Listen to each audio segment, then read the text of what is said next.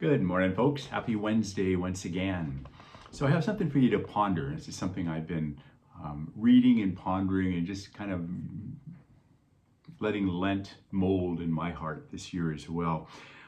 I talked in one of my earlier videos about how worry and anxiety is at least partly a normal human response. Someone sent me a meme yesterday that had a line on it that I thought was really fitting. It said, "Feelings are like children. You don't want them driving the car, but you shouldn't stuff them in the trunk either." And I wanted to bring this into a little different level. When we're feeling anxious or when we're feeling worried about something, part of that's normal. And for people of faith, it's always an indicator that we need to look more deeply and see what's going on there. Certainly on a very easy level, not easy, but a very natural level. It's an invitation to surrender more deeply to God, to surrender our lives, our concerns, our worries, to invite Him into the middle of that. But listen to this line. This comes from Pastor Ron Mell. "Worry is like a red light on the dashboard of your car, informing us we are not putting God first in our lives." And that refers to the first commandment, that you shall love God and you shall worship Him alone.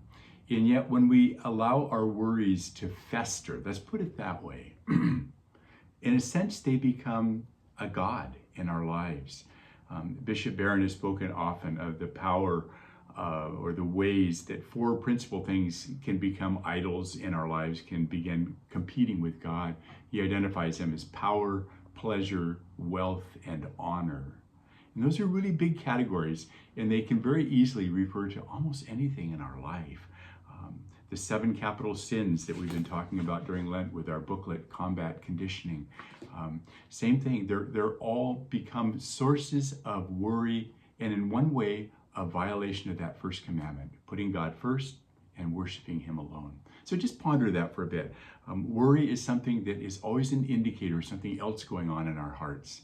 And it is a faith matter, both to surrender and to ponder, Lord, where am I misconstruing my faith and not allowing you to be front and center in my life? God bless you. Happy Lent.